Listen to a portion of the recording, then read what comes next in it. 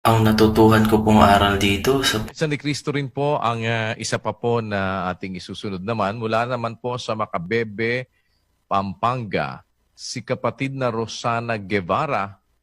Siya po ay 70 years old na po.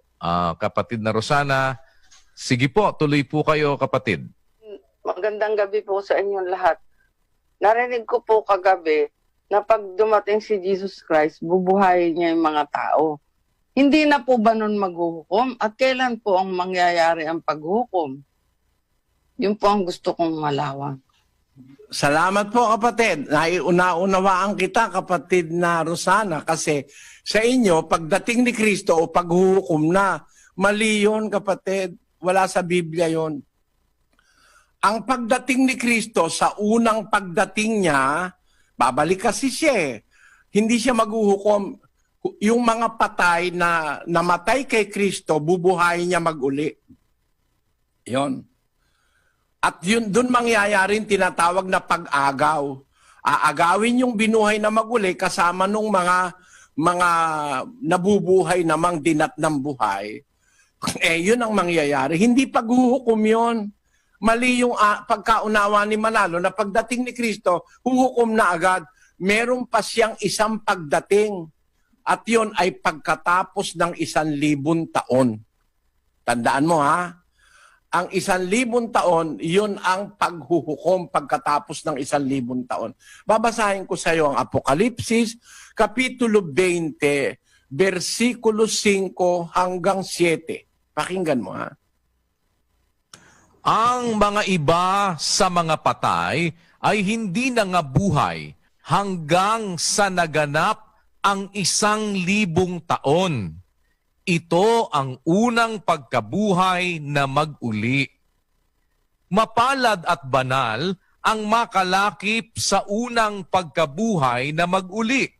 Sa mga ito'y walang kapangyarihan ang ikalawang kamatayan, kundi sila'y magiging mga saserdote ng Diyos at ni Kristo at mangaghaharing kasama niya sa loob ng 1,000 taon. Kita mo? Pagkatapos ng pagkabuhay na mag-uli, yung una, yung mga nabuhay na mag-uli sa una, magiging saserdote ng Diyos at ni Kristo, mapapalad sila. Sa kanila, wala nang kapangyarihan ng ikalawang kamatayan, kundi sila'y magiging mga saserdote ng Diyos at ni Kristo at mangaghaharing kasama niya sa loob ng 1,000 taon. Ano mangyayari? Pakinggan mo sa versikulo 3 o sa versikulo 5, kapatid na Guevara. Ang mga iba sa mga patay ay hindi na nga buhay hanggang sa naganap ang 1,000 taon. Ito ang unang pagkabuhay na mag-uli.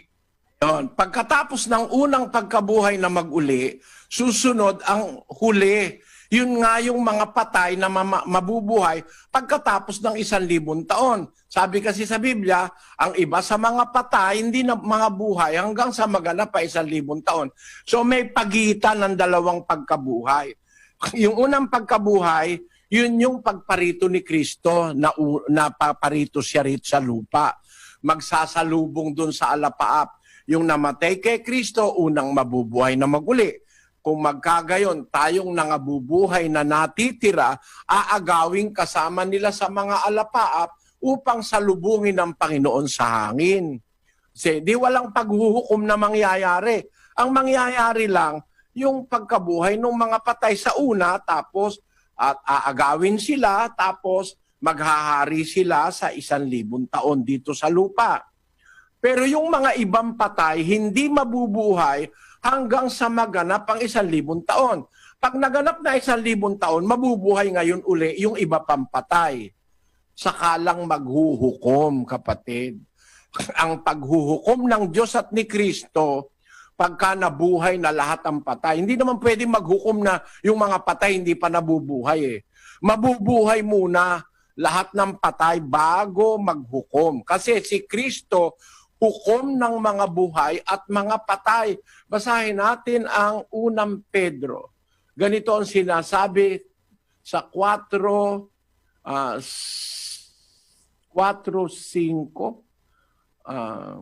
Umpisa natin sa 4:4.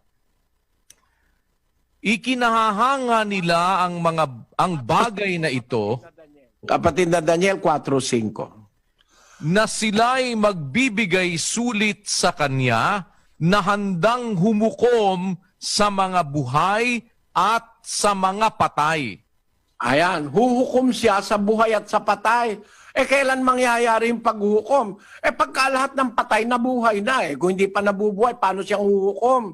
Basahin natin ng Timoteo kung sino yung huhukom sa buhay at mga patay. Ikalawang Timoteo 4:1.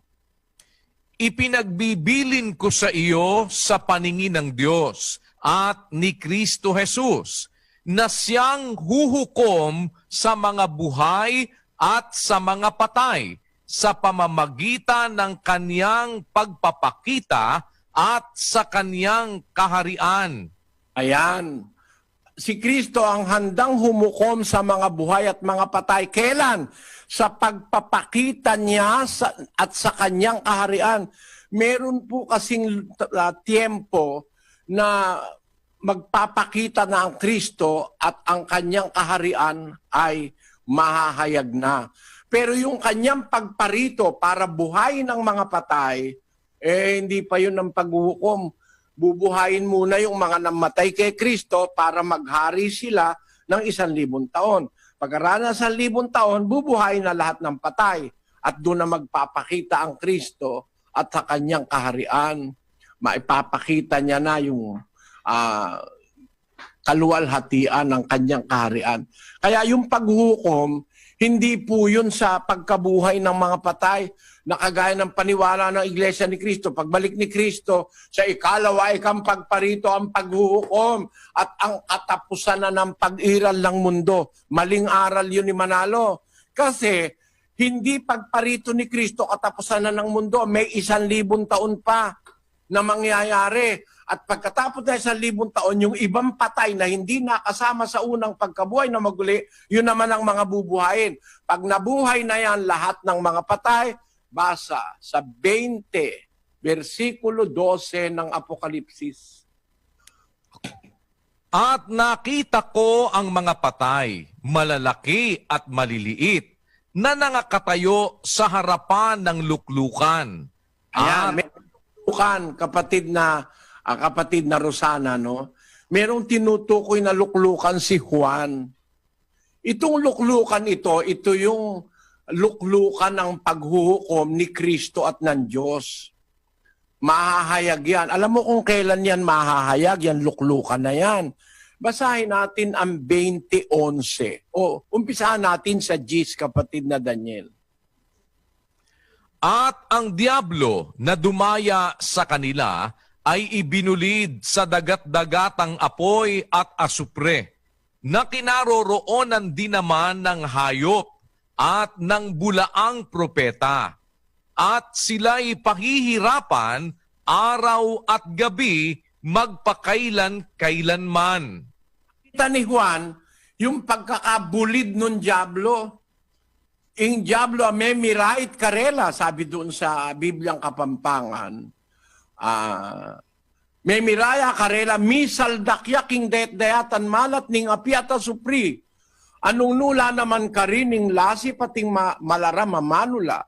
At ila mi pasakitan la aldo at bengi ang gaking mangga. 20:11.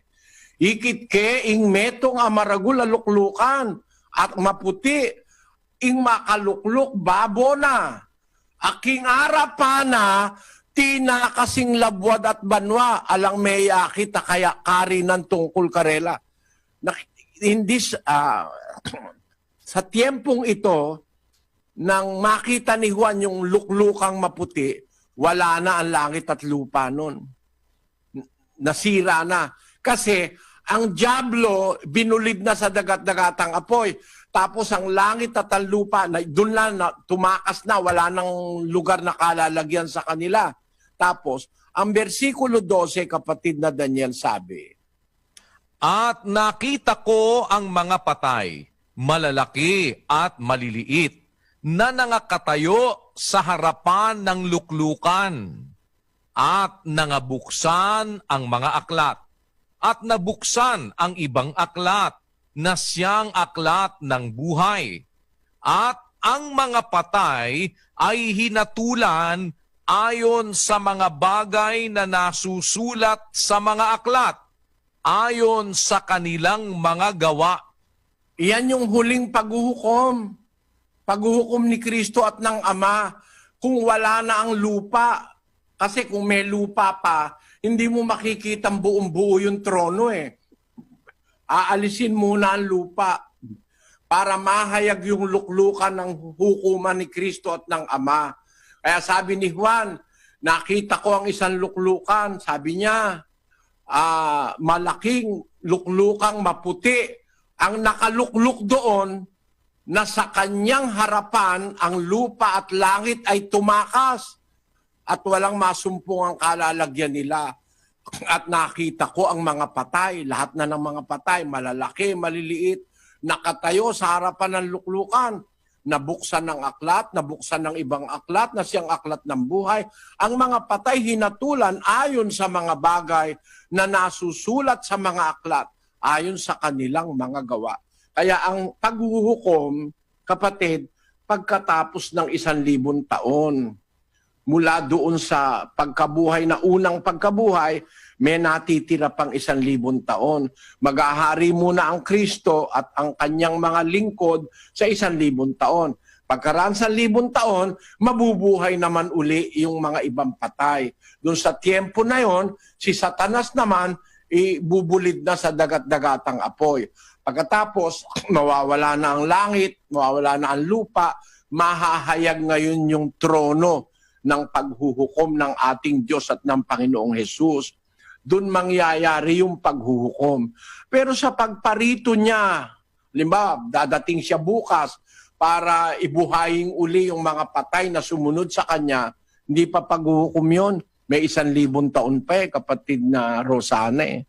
Naintindihan mo, kapatid na Rosana? Po. Gusto ko nga po malinawan, kaya nagtanong ako. Salamat po. Naintindihan mo po, kapatid? Naintindihan mo po yung sagot? Opo.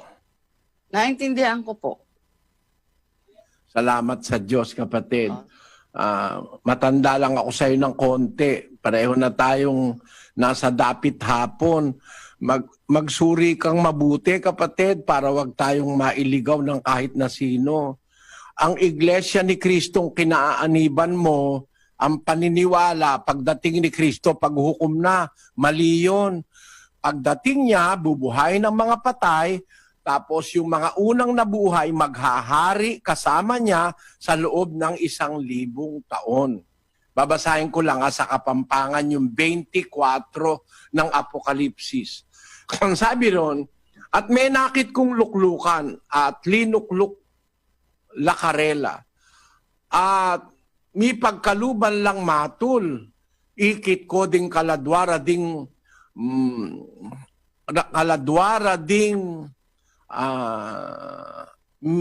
pe manabtabdabatal king uli ning pamipatutu rang kang Jesus at king uli na ning amano na ning Diyos dinganggang sinamba king lasip at king larawa naman at eno man tinanggap kintal karing kanwandat karing gamat da me biela at mig-ari la kaya benang Kristo 1,000 banwa. Versikulo 5. Ding mitagan karing mete, ela sinubling mebie, ang gaking eme pupus ing 1,000 banwa. Itiya ing mumu ng pamanyubling me. So, ing mumu ng pamanyubling me, magaganap muna yon. Di, pakatapos nun, 1,000 taon pa bago mabuhay lahat ng iba pang patay. Kasi meron pang magaganap sa 1,000 taon, maghahari lareng milakip king mumunang pamanyubling me, magari lang kayabe na ning ginutang Hesukristo. Katapos ng 1,000 taon, at sakalang darating yung araw ng paghuhukom. Hindi kagaya ng paniwala ni Manalo na pagdating ni Kristo, maghuhukom na agad, katapusan na agad ng sanlibutan. Kaya nga ako, pinagtatawanan ako ng ministro nyo eh. Paano ikaw mangyayari yun eh? Pagdating ni Kristo eh, kaya magwawakas na sanlibutan. O pakinggan mo kapatid ang panunuya ni Sandoval na ministro mo. Sana wag naman pong ma-offend yung mga miyembro ng samahang ang dating daan. Sana sa panig ng mga kapatid, hindi kayo nahulog sa kinaupuan doon sa sinabi ni Soriano na yung paghahari ni Kristo dito sa lupa yun eh. Yung paghahari ni Kristo dito sa lupa yun eh. ipinapapansin natin, nasa alapaap, wala dito sa lupa. Kagaya nung binabanggit ni Ingkong na di umano ay dito raw maghahari sa lupa ang mga kay Kristo at si Kristo sa loob ng 1,000 taon. Ay paano mangyayari yun? Ay susunugin ang buong daigdig na ito. Yun ang paniwala niya. Paano raw mangyayaring maghahari sa lupa eh susunugin ang buong daigdig? Susunugin hindi pagdating ni Kristo, no? Dapat maintindihan mo, Sandoval. Susunugin pagkaraan pa ng 1,000 taon. Bago maghukom, mawawala na ang langit at ang lupa para mahayag yung luklukan ng paghuhukom. Pero yung pagparito ni Kristo, hindi pa susunugin. Bubuhayin pa muna yung mga patay eh. At yung mga unang nabuhay na maguli, maghahari sa 1,000 taon dito sa lupa. Pagkaraan ng 1,000 taon, pawawalan si Satanas sa kanyang bilangguan. Mandadaya pa nga sa lupa uli yun eh. 7. Ito ang hindi alam ni Michael Sandoval eh. 7, versikulo 7 ng Kapitulo 20, kapatid na Daniel. At kung maganap na ang 1,000 taon, si Satanas ay kakalagan sa kanyang bilangguan at lalabas upang dumaya sa mga bansa na nasa... Kita mo na, Michael, mali yung sinasabi mo na pagdating ni Kristo, mawawala na, susunugin na mundo. Hindi pa, may 1,000 taon pa nga eh. Pagkaraan sa 1,000 taon, mapapawalan si Satanas eh. Mandadaya pa sa mga bansa. May bansa pa, may lupa pa, lalabas upang dumaya sa mga bansa na nasa 4 na sulok ng lupa, sa Gog at sa Magog, upang tipunin sila sa pagbabaka sa daki na ang bilang nila ay gaya ng buhangin ng dagat. Meron pang Armageddon eh. Hindi na ituro ni Manalo yan sa inyo eh. Tanggapin mo na lang na mali ka dyan, Michael. Titigil na ako. Pero hanggang di mo tinatanggap na mali ka dyan, ipupunto ko ng ipupunto, mali ang itinuro ni Manalo sa'yo na pagbabalik ni Kristo sa ikanyang ikalawang pagparito, mawawasak na ang buong sanlibutan. Mali yan. Hindi naintindihan ni Manalo yan, turo niya na yan. Pasensya na, kapatid na Rosana, huwag kang magagalit. Alam ko kasi iglesia ka ni Kristo. Pero ako, mahalaga sa akin ng isang kaluluwa, lalo na yung matatanda, kagaya mo. Pasensya ka na kung nagsasalita ako. Maaring makasakit ng kalooban nyo, pero talagang ligaw ang turo ni Manalo sa inyo. Magandang gabi sa iyo, kapatid na Rosana. Yan. Salamat po at magandang gabi po sa inyo. Ang natutuhan ko pong aral dito sa pagparito o pagbabalik ng ating Panginoong Hesukristo, unang mabubuhay po pala ang mga namatay kay Kristo at maghahari ng 1,000 taon. At pagkatapos po pala ng 1,000 taon, doon palang susunugin ang mundo at bubuhayin ang mga patay para hukuman ayon sa kanya-kanyang gawa. Salamat po sa Diyos sa pagkaunawa ko po dito. Napakalinaw ng paliwanag na mula sa Biblia. Salamat po sa Diyos.